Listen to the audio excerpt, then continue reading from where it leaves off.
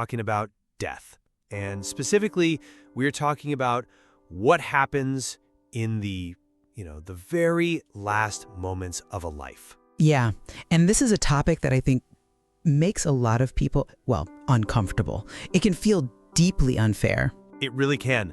The idea comes from the Atheos versus Logos papers. It describes a situation that really challenges our sense of justice. So imagine a woman, let's call her Mary. Mary is good, she is kind. For 80 years, she helps her neighbors, she gives her money to the poor, she is, patient. She plays by the rules. Exactly. She lives a good life. Then she dies. Now, imagine a man. We'll call him John.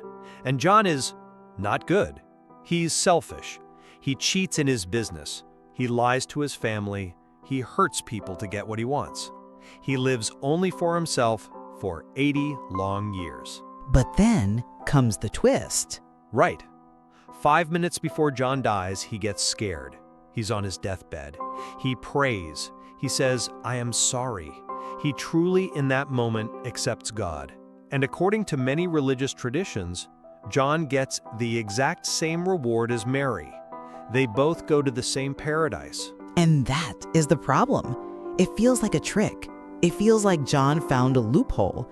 A way to cheat the system without technically breaking the law. So today we are asking a pretty simple question. Is this fair?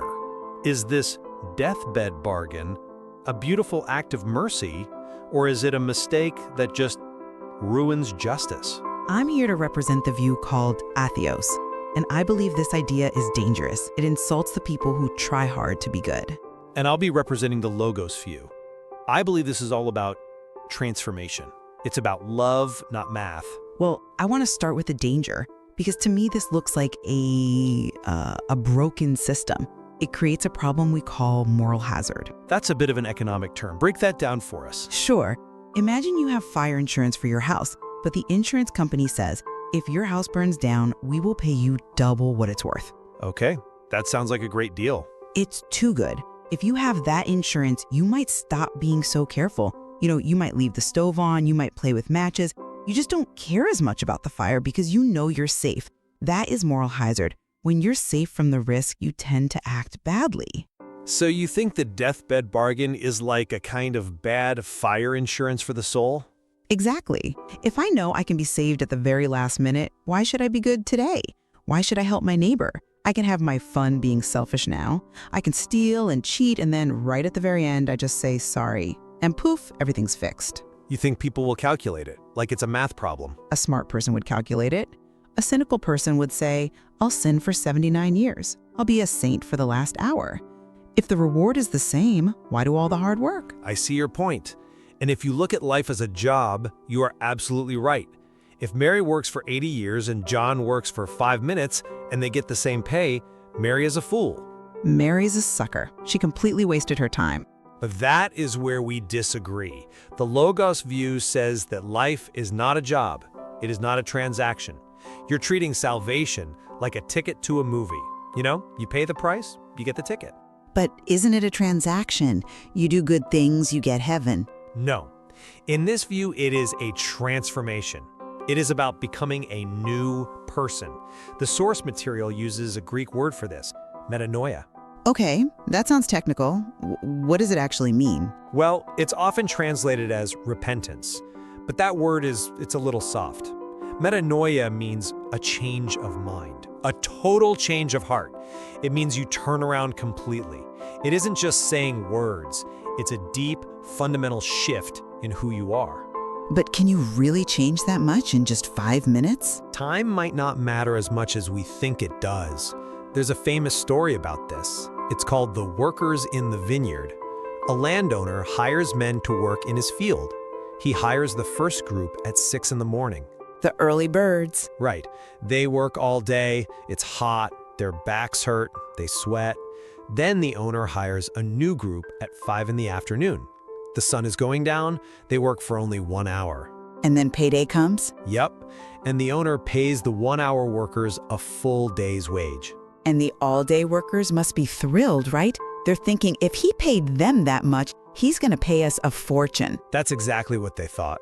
But the owner pays them the exact same amount, a full day's wage. I would be furious. I would absolutely yell at the boss. They did yell. They said, "We worked all day in the heat. These guys worked for 1 hour." But the owner said, "I am not cheating you. I paid you what I promised. Am I not allowed to be generous with my own money?" It still feels unfair. It feels like the owner is favoring the lazy ones. But the point of the story is that the wage, the reward, is not something you earn by the hour. It is a gift. And also, you're assuming that the work of being good is painful. Isn't it? It is hard to be good. It's so much easier to be selfish. Is it though? The Logos view would ask, did the selfish man really win? He spent 80 years being angry. He spent 80 years being greedy and lonely. He missed out on the joy of love, the connection with others. Being good is its own reward. Mary had a happy life because she was good. John had a miserable life because he was bad. That is a nice sentiment. It sounds very noble, but I'm still skeptical. And I want to go back to this idea of metanoia, this big change. Okay. You say John changes his mind. You say he becomes a new person on his deathbed. But I want to look at the biology. You mean the science of dying? Yes. When a person is dying, their brain is, it's breaking down. It doesn't have enough oxygen. And the brain releases these incredibly strong chemicals.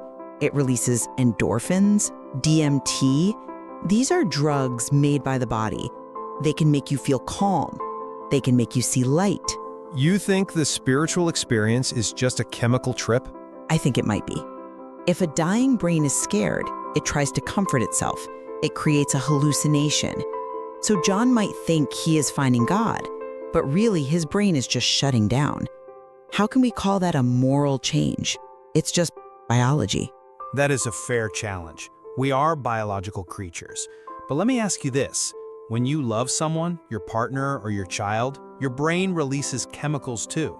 Sure, oxytocin, dopamine, of course. So if I put you in a scanner, I can see those chemicals light up. Does that mean your love is fake? Does that mean your love is just a brain trick? No, my love is real, and I prove it by how I act over time. Exactly. Just because chemicals are involved doesn't mean the experience isn't real. The brain is the machine we use to feel everything. And I would argue that death actually makes us more honest. How? Death is terrifying. Fear makes people irrational. Fear can do that, but death also strips away our masks. All our lives, we wear these masks. We pretend we're tough. We pretend we don't need help. We justify our bad actions. But when you are lying in that bed and the end is coming, you can't lie anymore. The ego just breaks? Yes, the mask shatters. That moment might be the only time in John's entire life where he is totally and completely honest. He finally admits he was wrong. That is what metanoia is. It is seeing the truth for the very first time. Maybe. But let's look at this from another angle. I want to talk about luck. Luck? Yes, the luck of the clock. This is a huge problem for your view. I call it temporal myopia. That means being short-sighted about time. Okay. Explain that. Let's imagine twins. Two brothers, they're identical. They both live bad, selfish lives. They are exactly the same in every moral way. Okay. Twin A and Twin B. Twin A is walking down the street. He is texting on his phone. He steps off the curb and bam, hit by a bus. He dies instantly. That's tragic. He had 0 seconds to repent. He had no time to say sorry. Now look at Twin B. He gets sick, he has a slow disease, he lies in a hospital bed for 6 months. He has plenty of time, he talks to a priest, he feels sorry, he repents. So Twin B is saved? According to your rules, yes. Twin B goes to paradise. Twin A is lost. But they were the same person. The only difference was the speed of death. One died fast, one died slow. It does seem random. It is completely random. Why would a wise, all-knowing God decide your eternal fate based on a traffic accident? It's not fair. It rewards the person who is lucky enough to die slowly. I admit that is a very hard logical puzzle. And if you view life as a test with a strict timer, it is deeply unfair. It's like the teacher snatching twin ace paper away before he could finish. Exactly. He didn't fail the test. He just ran out of time. But the Logos view doesn't see death as a hard wall. The timeline might be longer than we think. What do you mean by that? Well, many traditions believe in growth after death. They use words like purgatory. The idea is that the journey isn't over just because the heart stops. So twin A gets a chance later? The idea is that the door is always open. God isn't a referee watching a stopwatch. God is looking at the soul. If twin A died instantly, maybe his moment of clarity happens on the other side. The point isn't to beat the buzzer. The point is that as long as you exist, there is hope. That's a convenient answer. It sort of solves the problem by moving it to a place we can't see or verify. But I want to talk about the people we can see. Go on. This is the hardest part for me. I am thinking about the victims. The people that John hurt. Yes. Let's say John wasn't just selfish. Let's say he was truly abusive. He destroyed lives. He stole money from old people. He hurt children. Real, terrible damage. It is heavy to think about. Now, John is on his deathbed. He cries. He says sorry to God. And you say he gets peace? You say he goes to paradise. If the change is real, yes. That just makes me angry. What about the victims? John never fixed what he broke. He never paid back the money. He never healed the trauma. He just skipped the line. If he goes to heaven, justice is dead. It is an insult to the people he hurt. I agree that this is painful. It really feels like he got away with it. But I want to challenge your idea of getting away with it. He avoids punishment. That is getting away with it. But what is the punishment? And what is paradise? The Logos view says that heaven is a place of total truth. You can't bring lies into heaven. So For John to enter that place, he has to know the truth about himself. He has to fully, completely understand what he did. That means he has to feel the pain he caused. he feels their pain? Imagine that true repentance means total empathy. Suddenly, John feels exactly what his victims felt. He feels their fear. He feels their sadness.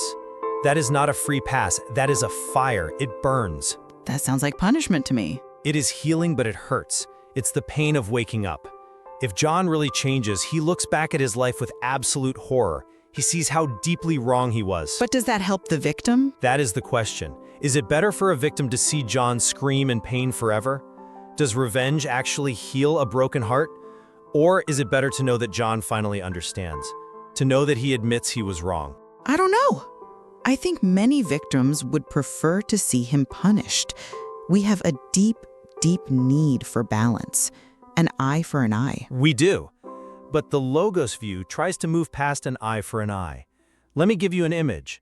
Think of a cave. A cave? Imagine a man who lives in a dark, cold cave his entire life. He refuses to go outside. He hurts people in the dark. He hates the light. Okay. On his very last day, he crawls to the entrance. He looks out, he sees the sun, and he realizes, oh my God, the light is beautiful. I was wrong to hide. And then he dies. And he is saved? He saw the sun. He accepted the light. But here is the punishment. He wasted 80 years in a cave. He can never get that time back. He lived in misery when he could have lived in warmth. That regret is a heavy, heavy punishment. We don't need to add torture on top of it. He already lost his life. That is a poetic image, I will grant you that. But I'm a practical person. I worry about how this works in the real world. How so? We need to know who is good and who is bad. We need to trust people. And the problem with the deathbed bargain is that we can never, ever know if it's real. We're not mind readers. Exactly. A bad person can be a good actor. A manipulator could fake a conversion just to be safe. You know, I'll say the magic words just in case. He could lie to the priest, to his family. Right. And if we can't tell the difference between a faker and a true saint, then the rule is useless. It is just a guess. I agree. We cannot know. But I think that is actually a good thing. How is ignorance a good thing? Because if we knew, if there was a checklist, a formula, religion would become a machine. It would be a vending machine. You put in the coin, you press the button, you get the candy. You mean it would be a transaction all over again? Yes, if you could prove it. People would just do the bare minimum to get the reward. The fact that we cannot know forces us to be humble. We can't judge. You can't look at a dying man and say with certainty, he is faking it. Only God knows his heart. It forces us to trust something bigger than ourselves. So we can't use a calculator for the soul. Right. But we still have to run a society. We have laws. Of course. And this idea doesn't stop laws. If you commit a crime, you go to jail. Earthly justice still happens. The deathbed bargain is about what happens after. It says humans can judge actions, but only God can judge the soul. It still feels risky. It feels like we are letting go of the steering wheel. It is risky. Grace is dangerous. It's wild. It goes against our instinct for order. Well, as we finish up, I want to summarize my fear. When I look at this idea, I see chaos. Go on. Humans evolved to survive by cooperating. We need fairness. We need to know that cheaters lose and helpers win. This doctrine flips that completely upside down. It says that in the end, the rules don't matter. It says you can break everything and still be fixed. You think it makes moral responsibility into a joke? I do. If you can fix the movie in the last 5 minutes, why watch the first 2 hours? It risks making all of our choices meaningless. I hear that. It is scary to let go of the math. But I would summarize it differently. I think this tension is necessary for hope. Hope for the villains? Hope for all of us. Because let's be honest, none of us are perfect. We're not all like Mary. We all have moments like John. We all need a loophole sometimes. So it's insurance for everyone? It's the promise that it is never too late. The doctrine says return is always possible. No matter how old you are, no matter how many mistakes you have made, you can always come home. Even if it isn't fair? Love isn't fair. Love is generous. A parent loves their bad child just as much as their good child. That is hard to accept, but it's also beautiful. So it really leaves us with a choice. It does. Do we want a world of strict math? A world where you get exactly what you earn, no more, no less? Or do we want a world of second chances? A world where the debt can be wiped clean? On my best days, I want to earn my way. And on your worst days? On my worst days, I really hope for that loophole. I think we all do. Thank you for exploring this with me. And thank you for listening. Join us next time for another round of the debate.